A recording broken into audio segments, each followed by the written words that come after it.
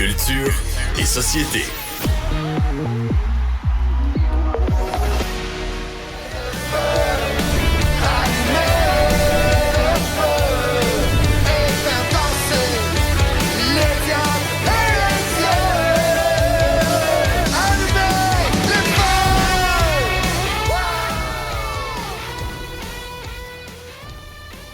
Oh oui, il faisait chaud sur la scène des chanteurs masqués avec la performance du dragon qui reprenait ce succès de Johnny Hallyday. Allumer le feu. Salut Anaïs. Bonjour Alexandre. Alors, qui se cachait derrière le dragon? Mais là, c'est ça. Lorsqu'on le sait, ensuite, c'est tellement facile, on se dit, ben oui, c'est une évidence.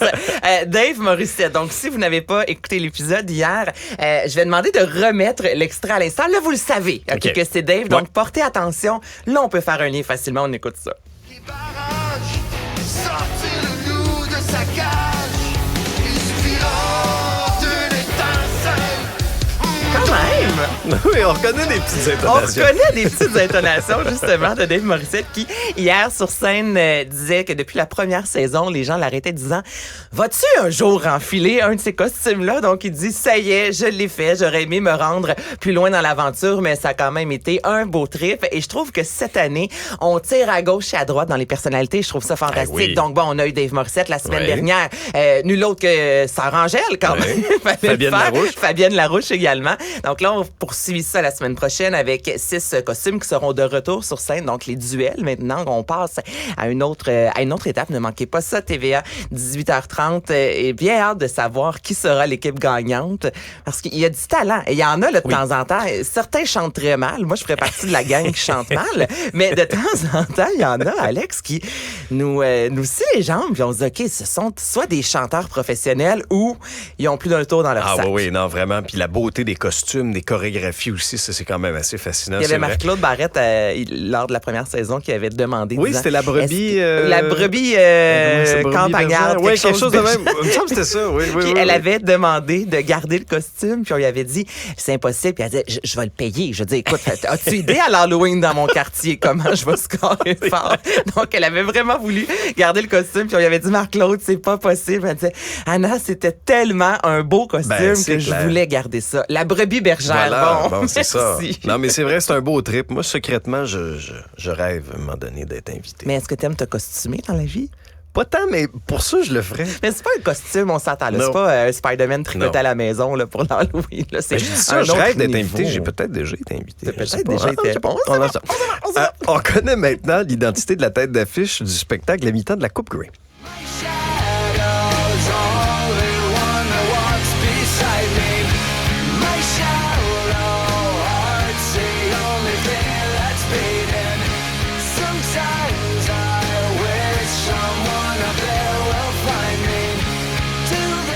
Vous avez sans doute reconnu la formation Green Day. Oui. Et là, je me disais, il y a quelque chose qui se trame, Alexandre, entre Green Day et le Canada en soi. Parce qu'on se rappelle qu'ils étaient de passage au Festival d'été de Québec. Oui. Et ça a été une des très grosses soirées, vraiment, à la formation qui s'était donnée à 100%. Là, on les voit quelques mois plus tard revenir. Bon, je sais que c'est un contexte complètement différent en Coupe Grey 19 novembre prochain, mais ça fait quand même quelques passages en sol canadien et ce, dans un court laps de temps. Donc, à l'époque, quand il y a eu les Backstreet Boys et le Québec, là, je pense qu'on peut revivre quelque chose de similaire. Mais là, on est un peu en frette avec les Backstreet Boys à cause des cônes oranges. Des cônes oranges. Tellement que je me suis dit, c'est peut-être AJ qui est dans le cône orange au chanteur masqué. Ça se peut, ça serait drôle. Ça serait incroyable. Ça serait un bon stunt. En fin de semaine, on a célébré tout un anniversaire, le 100e anniversaire de Fanfreluche. Fanfreluche va raconter un beau conte à sa manière. Fanfreluche va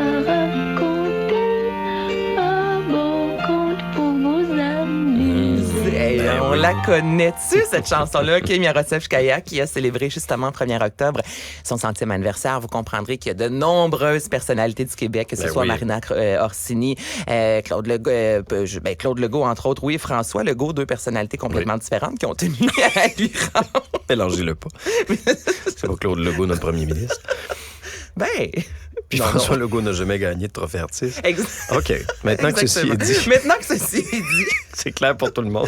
Une chance que tu es là pour rectifier le tir. Hein? J'ai pas eu trop de séquelles de ma COVID.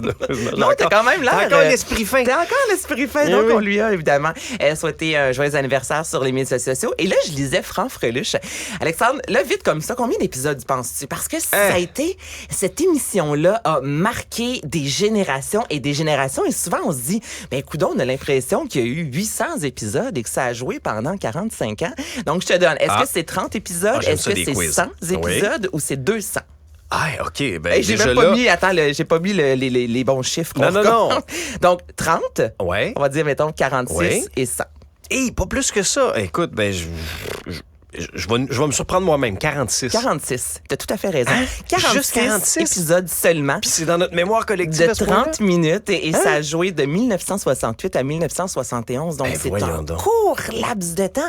Et ensuite, évidemment, cette actrice, on l'a vue ensuite dans plusieurs autres émissions. En Cadu, entre autres, Peau de banane. Mais c'est incroyable de voir qu'on ramène toujours ça à cette émission qui a marqué, c'est ça. Puis encore à ce jour, tout le monde connaît Franck Freluche.